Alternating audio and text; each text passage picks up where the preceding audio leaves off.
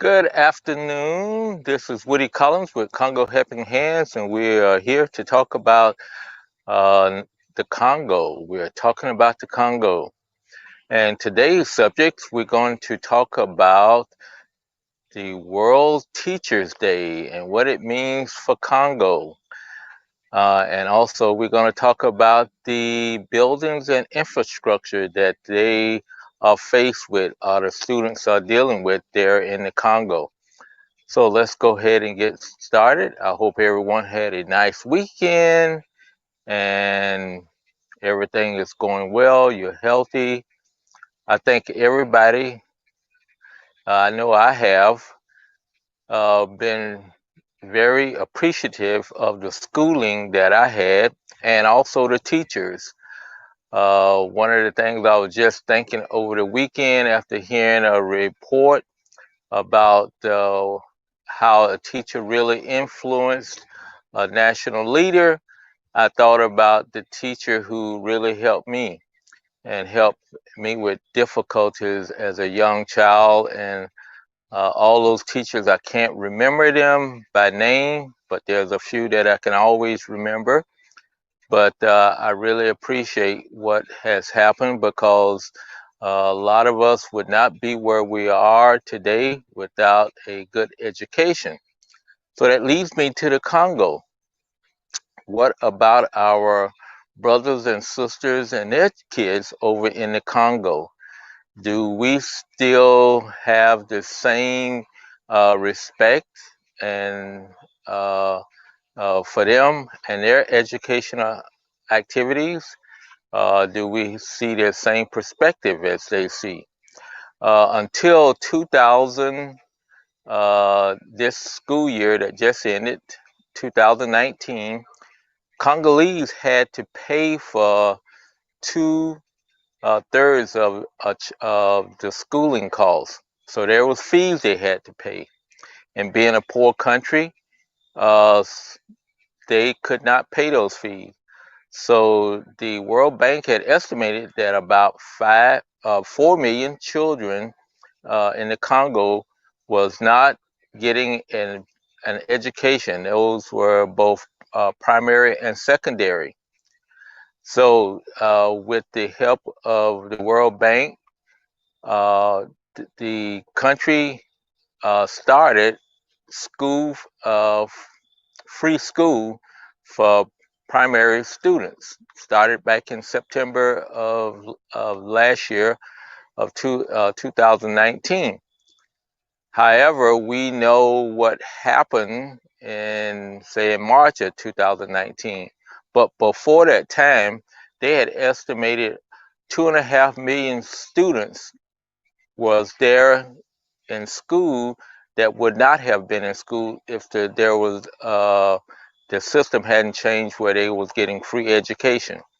And I know for a fact in Kananga, the schools were bustling with new students. The schools had to go to, the schools were crowded. They had to go, most all the school had to go to 2 sessions.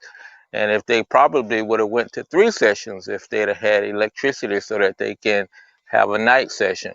But all the schools were really overcrowded with new students because those disadvantaged families that didn't have money to pay, they were able to send their younger primary students to school. So, but we know that COVID stopped all of that and that it interrupted their schooling. So we just don't know how and what advantages that they did achieve.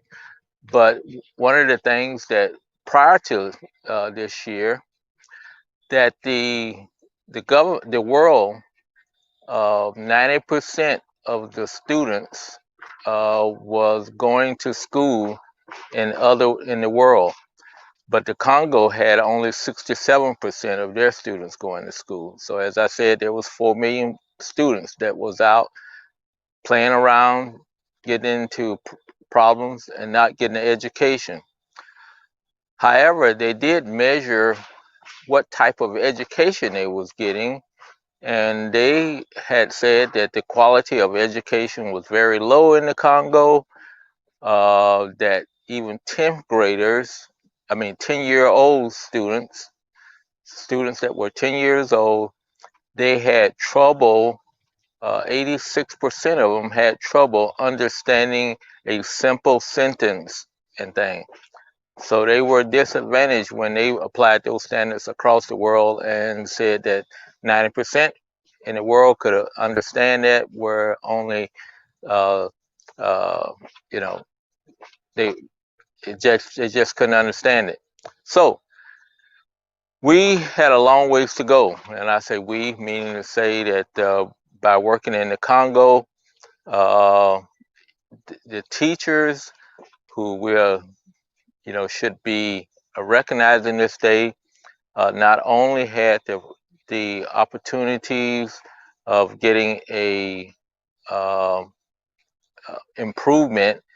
I think the biggest improvements that they got was they were being paid regularly, and so they were taking care. They were getting taken care of with regular pay. However, their working conditions they worked under was still very um, demanding. Like I said, they had a number of new students, and some of those students were older who had not been in school.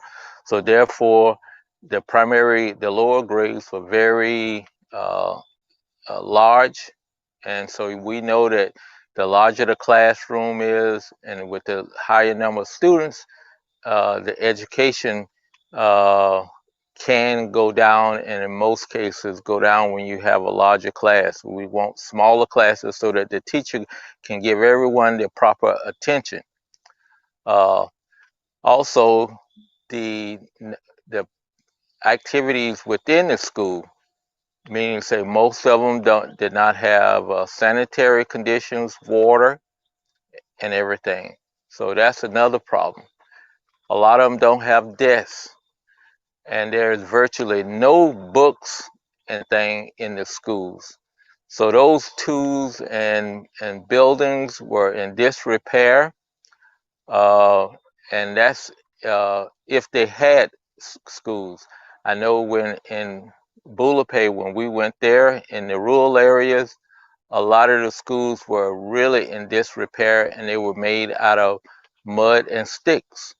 So that was the condition that the teachers had to teach in, and also uh, at little to no pay, because all those people, especially in the rural areas, were a lot poorer than the people in the cities, in the urban areas. So, there's a lot to be done so that teachers can be brought up to a standard. They probably need some remedial training and things that they need to improve upon, because as the World Banks they're saying is an educated population is is key to Congo's success in the coming years. And I believe in that, and I think that's really something that they need to do. However, it, they need to have quality education. So not only the teachers need to be paid, they also need to have the proper training, and then they need the proper buildings and tools. And when I say tools, I'm not talking about like in our schools, computers and things like that. They just need the basics of books and copy papers and things like of that nature. For instance, one of the programs I just saw over the weekend, in some of the countries, they had already started uh, Xeroxing, copying papers for students so that they can continue to work during the pandemic. And where I know in the Congo, probably that did not happen, and it's probably it's going to be a major disadvantage for students because they did not have those uh, activities and things. They did do radio in the larger cities that had radios that they could have classes on the radio. However, in the rural areas where radio was very sporadic, they didn't have that. So that's another case of not only uh, you in a poor area, but because you're in that poor area, you did not have the advantages of in the urban areas. So on this World Teachers Day, this is just a small thing to think about of the challenges that we're going to have to overcome in the Congo so that they can have a chance at being able to achieve a better quality of life in the future because they have a large, humongous, huge population of younger people. Half of their population is under the age of 15, and that's children that should be in school, but most of them are not going to school. And so they've made the first step to try to get those students in school who, the primary students, by giving them a free, tuition free schooling. However, the secondary schools, uh, something's going to have to be taking place because those are the ones that's right now they're going to be looking for jobs or trying to find jobs, and they're not going to have the training that they need. So, uh, it's education is one of those things that needs to be taken care of. But in the Congo, there's a number of things that need to be taken care of beyond education, water and sanitation, health, uh, and also electricity.